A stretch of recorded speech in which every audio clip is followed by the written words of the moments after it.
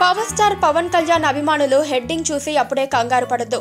పవన్ కళ్యాణ్ రంజాన్ మాసం ఉపవాసాలు చేయటం లేదు, కానీ ఆయన అన్నం తినటం లేదు. ఇక అన్నం అంటే బియ్యం అన్నమాట.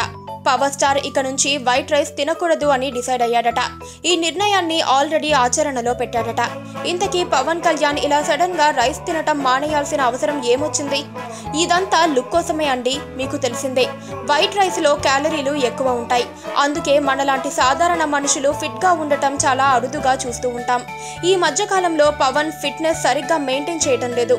ముఖంలో కూడా మునుపటి కళ లేదు. ఎంతైనా 46 సంవత్సరాలు వచ్చాయి కదా.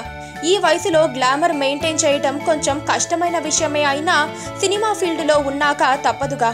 అందులోనూ త్రివిక్రమ్ సినిమాలో పవన్ పోషించేది ఒక ఐటీ ఉద్యోగి పాత్ర అని టాక్.